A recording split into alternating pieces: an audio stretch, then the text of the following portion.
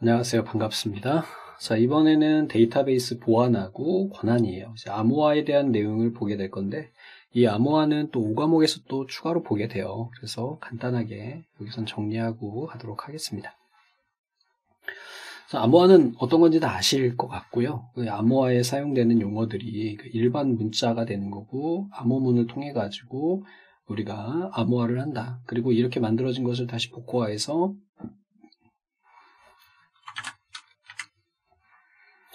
그래서 이 다이어그램을 좀 보시면 되는데 기본적으로 평문이 있고요. 얘를 암호화를 거쳐요. 그럼 얘가 암호문이 되는 거고 얘를 또 사용을 하려면 복호화해야 되겠죠. 이렇게 되는 거죠. 그래서 암호화와 복호화 이렇게 필요한 것이고 암호할 때 쓰는 키를 암호키라고 이야기하고요. 복호할 때 쓰는 키를 복호키라고 이야기를 해요. 이 다이어그램을 기억하시면 되겠습니다.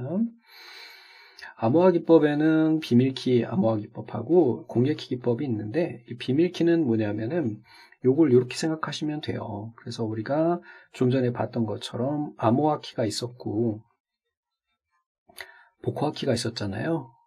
복호화 키가 이렇게 있으면 비밀키라고 하는 거는 두 개 키가 동일할 때 그래요. 그러면 암호화 키를 비밀리에 해놓지 않으면 어때요? 복호화 키가 똑같으니까 그냥 풀리겠죠?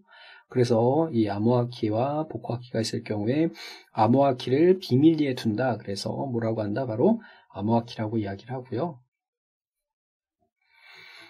비밀키라고 이야기를 하고요. 대칭키라고도 해요. 왜 두 개의 키가 같기 때문에. 되셨죠? 자, 공개화 키는요. 암호화 키하고 복호화 키가요. 서로 달라요. 그래서 얘 같은 경우는 암호화 키를 공개해도 상관이 없어요. 왜? 복호화 키와 다르니까. 그리고 다른 말로 뭐라고 하냐면은 대칭키라고 이야기를 해요. 되셨죠? 그리고 또 한 가지 기억하셔야 될 거는 각각에 대한 알고리즘인데 이 대칭키 암호화 알고리즘에는 DES가 있어요. 이걸 기억하셔야 되는데 어떻게 기억하시면 되냐면 여러분들 화장실에 가시면은 똥구멍 닦는 비데라고 하는 애겠죠? 비데가 있어요. 그러면 이 비데가 어디에 있나요? 화장실. 비밀리에 우리만의 공간인 비밀리에 있는 공간에 뭐가 있다고요? 비데가 있다고요. 되셨죠? 이렇게 기억하시면 됩니다. BDS 이렇게 공개키에는 대표적인 게 뭐가 있냐면 RSA가 있어요. 뭐 구분하는 문제 종종 출제되니까 봐주시면 좋겠고요. 예전에는 그냥 단순하게 이렇게 각각 뭐 암호화 키와 복호화 키가 같을 때는 대칭키 기법 또는 비밀키 기법이라고 이야기한다. 서로 다를 때는 비대칭 키고 얘는 공개해도 되니까 공개키라고 하고 여기에 대표적인 알고리즘은 얘는 RSA고 얘는 DS다. 얘네만 알면 되는데 요즘엔 좀 더 진화된 문제가 출제가 되니까 좀 더 한번 정리를 해주시기 바랍니다. 별다른 건 없어요. 그것만 기억하세요. 이게 비대로 그냥 단순하게 외우면 여기에는 비대칭하고 이렇게 헷갈릴 수가 있으니까 어떻게 된다?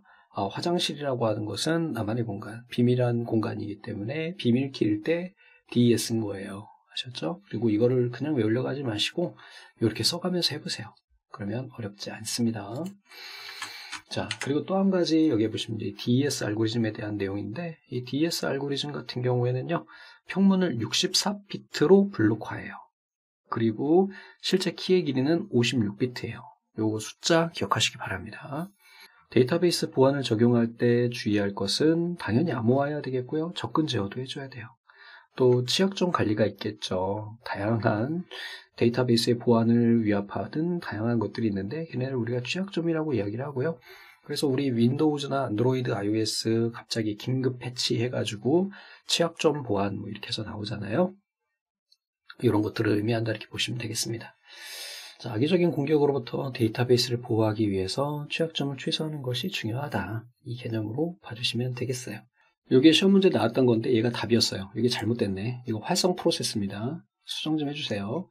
활성 프로세스 및 활성 포트 위주로 검사를 해줘야 돼요. 자, 백업과 복원이에요. 정기적으로 데이터베이스 백업하고 또 안전한 장소에 보관하는 것을 우리가 수행해야 된다라고 보시면 되겠고 감사 모니터링 해야 되겠고요. 보안 정책 및 교육이 필요하다. 기본 상식적인 내용들이 되겠죠. 자, 이어가지고 이제 권한 부여 기법인데 앞에서 봤던 그랜트 기억나시죠? 그래서 데이터베이스 사용자에게 권한을 부여하는 거예요. 그랜트 권한 on 데이터 개체 to 사용자 with grant option SQL에서 보셨죠?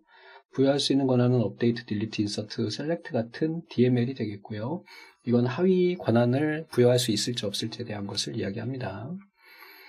기본 구조는 grant 시스템 권한 to 사용자 이렇게 구성을 한다라고 봐주시면 되겠고요.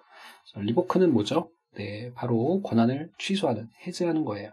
그래서 revoke grant option for 권한 on data 개체 from 사용자 cascade 이런 식으로 우리가 지원을 하고요. 여기에서 시험 문제 많이 출제되는 거는 연쇄 적용이라고 하는 바로 캐스케이드예요.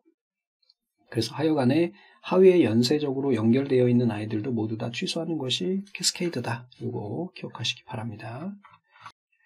그래서 이렇게 우리가 봤고요. 밑에 있는 문제들도 한번 보시면서 어떤 것인지 한번 좀 문제를 보시면은 훨씬 더 빠르게 보실 수 있을 것 같아요.